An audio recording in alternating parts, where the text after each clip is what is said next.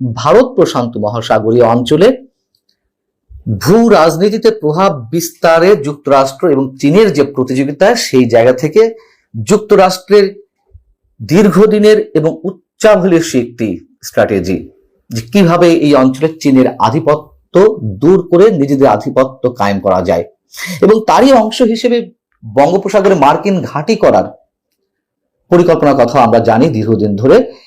সেটি বাস্তবায়ন হতে যাচ্ছে কিনা সেই প্রশ্নটি নিয়েই আলোচনা করব।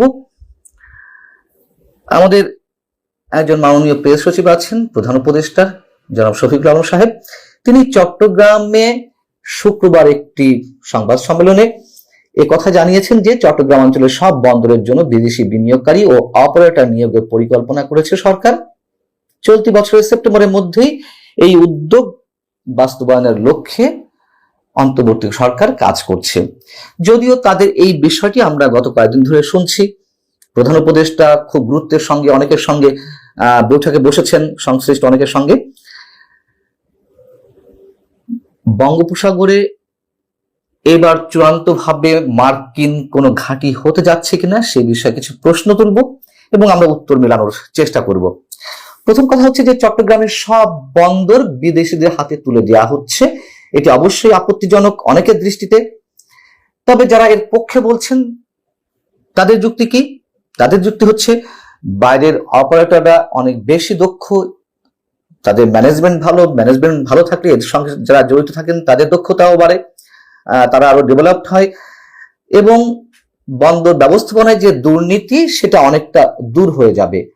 পাশাপাশি যে যুক্তি দেওয়া হচ্ছে, বাইরের অপারেটররা কাজের জন্য যেসব ইকুইপমেন্ট তারা সাথে করে নিয়ে আসবে, তারা তো কাজ শেষে সেগুলো ফেরত নিয়ে যাবে না, এ দেশেই রয়ে যাবে, অতএব দেশের লাভ এবং বিদেশি বিনিয়োগ বাড়বে। খুব ভালো কথা। আর বিপক্ষে যারা যুক্তি দিচ্ছেন তাদের যুক্তিটা কি? চট্টগ্রাম পোর্টের সক্ষমতা যেহেতু বেড়েছে, হাজার হাজার কোটি টাকা বিনিয়োগ করা হয়েছে, এখন কেন বিদেশি বিনিয়োগকারীদের এখানে আসতে হবে? কেন তাদের হাতে বন্দর পরিচালনার নামে ইজারা দেওয়া হবে? বন্দর অপারেশনের মুনাফা নিশ্চিতভাবে অধিক মাত্রায় বিদেশিদের হাতে চলে যাবে, এবং যারা বলছেন যে তারা যে ইকুইপমেন্ট গুলো নিয়ে আসবে তাদের চুক্তি শেষে তো এখানেই রেখে যাবে, সেটা আমাদের লাভ, কিন্তু 20-25 বছর পরে এইসব ইকুইপমেন্টের সক্ষমতা কতটা থাকবে? এবং ট্যারিফ রেট নিশ্চয়ই বিদেশিরাই নির্ধারণ করবে, সেখানে সরকারের কিছু বলার থাকবে না, দেন দেওয়া হয়তো চলবে, কিন্তু প্রথমেই তো আমরা সিদ্ধান্ত নিতে যাচ্ছি যে বিদেশের হাতে তুলে দেওয়া হবে। অতএব তারা যা বলবে সেক্ষেত্রেই আমাদের নমনীয় থাকতে হবে অনেকাংশে। এখন প্রশ্ন হচ্ছে, চট্টগ্রামের সব বন্দর বিদেশিদের হাতে তুলে দেয়া হলেও যদি তর্কের খাতিরে ধরে নেই, প্রশ্নটি হচ্ছে চট্টগ্রাম বন্দরের নিউ মুরিং টার্মিনাল যেটি, সেটি কেন বিদেশিদের হাতে দেওয়া হবে? সেটি তো স্বয়ংসম্পূর্ণ হয়ে গেছে, এবং জাহাজ থেকে কন্টেইনার ওঠা নামানোর জন্য বিশ্বের সবচেয়ে অত্যাধুনিক যে যন্ত্র গ্যান্ট্রি ক্রেন, সেই ক্রেন যেখানে এই বন্দরে থাকার কথা 12টি হলেই যথেষ্ট, সেখানে আছে 14টি। জাহাজ থেকে নামানোর পর কন্টেইনার স্থানান্তরের যত যন্ত্র দরকার তার সবই আছে, এবং টার্মিনালটিতে জাহাজ থেকে বার্ষিক 10 লাখ একক কন্টেইনার ওঠা নামানোর স্বাভাবিক সক্ষমতা থাকলেও গত বছর সেটি সম্ভব হয়েছে 12,81,000 কন্টেইনার ওঠানো নামানো, এবং 17 বছর ধরে দেশীয় প্রতিষ্ঠানই কাজ করছে। তাহলে মূল উদ্দেশ্য কি? নিউ মুরিং টার্মিনাল যদি স্বয়ংসম্পূর্ণ হয়ে থাকে কাজের ক্ষেত্রে সক্ষমতার জায়গা থেকে, তাহলে এটি কেন দেওয়া হবে? প্রশ্ন করতে পারেন অনেকে যে সৌদি আরবের একটি প্রতিষ্ঠান রেড সি গেটওয়ে টার্মিনাল, মানে আমাদের পতেঙ্গা বন্দরে কাজ করছে, তাকে কেন দেওয়া হলো? প্রশ্নটি সেখানেই। বিষয়টি হচ্ছে নিউ মুরিং টার্মিনাল যে পরিমাণ এলাকা জুড়ে স্থাপিত, দীর্ঘ প্রায় 1 কিলোমিটার জুড়ে, সেইখানে মার্কিন জাহাজ নোঙর করতে সহজ হবে। এবং হুট করে কেন আমি মার্কিন জাহাজ নোঙর করতে সুবিধা হবে এটা আমি বলছি। এই যে নিউ মুরিং টার্মিনাল যাদের হাতে তুলে দেওয়া হবে রক্ষণাবেক্ষণের জন্য, তত্ত্বাবধানের জন্য, সেটি কোনটি যেটি নিয়ে আলোচনা হচ্ছে? DP world. এখন আবার অনেকে প্রশ্ন করতে পারেন যে ডিপি ওয়ার্ল্ডের হাতে ছেড়ে দেওয়ার সময় তো আওয়ামী লীগের সময় কথা হয়েছে তাদের হাতে ছেড়ে দেওয়ার জন্য, তাহলে বর্তমান সরকার ছেড়ে দিলে সমস্যা কি? খুবই যৌক্তিক কথা। আওয়ামী লীগের সময় ডিপি ওয়ার্ল্ডের হাতে নিউ মুরিং টার্মিনাল পরিচালনার দায়িত্ব তুলে দেওয়ার কথা হয়েছিল। কেন হয়েছিল? সব জায়গায় তো মানে খেকো থাকে, টাকা খেকো, বন খেকো, এরকম নানান ধরনের রাক্ষস থাকে। তেমন একজন রাক্ষসের নাম আমরা জানি, সালমান এফ রহমান। তাদের ব্যক্তিগত সুবিধা থাকে, বাণিজ্য থাকে।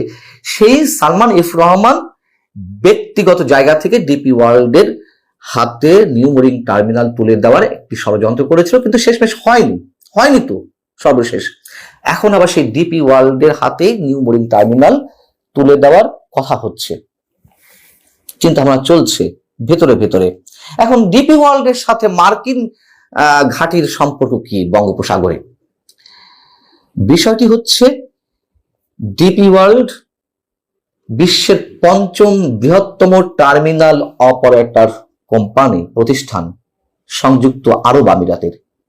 এই ডিপি ওয়ার্ল্ডের সঙ্গে যুক্তরাষ্ট্রের নৌবাহিনীর ঘনিষ্ঠ সম্পর্ক, এবং বিশ্বের বিভিন্ন জায়গায় তারা যুক্তরাষ্ট্রের যে স্বার্থ সেগুলো উদ্ধার করেছে বা করে।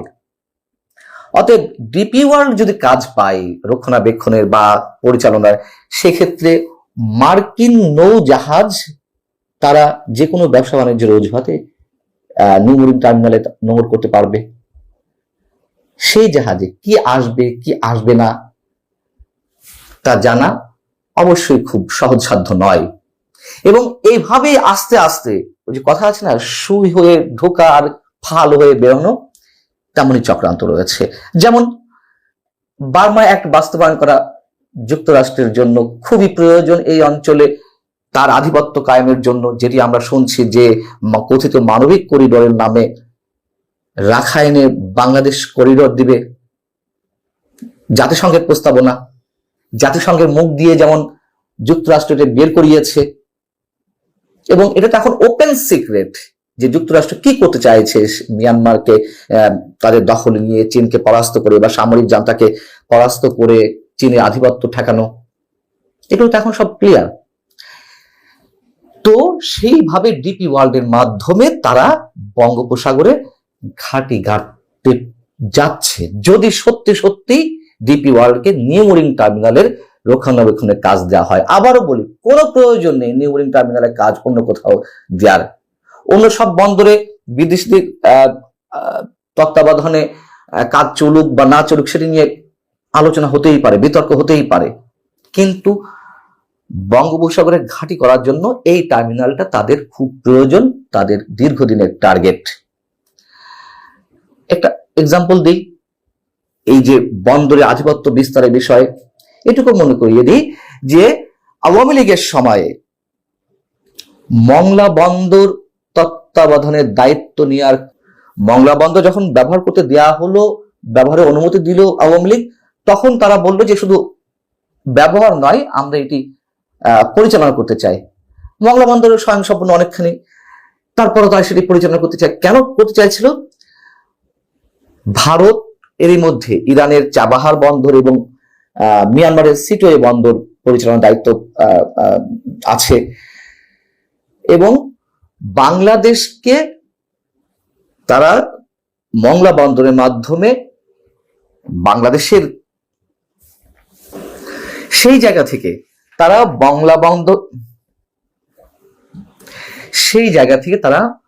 মংলা বন্দর পরিচালনার যে দাবিটি করেছিল, তারা একটি আলাদা টার্মিনালও নির্মাণ করতে চেয়েছিল। কেন?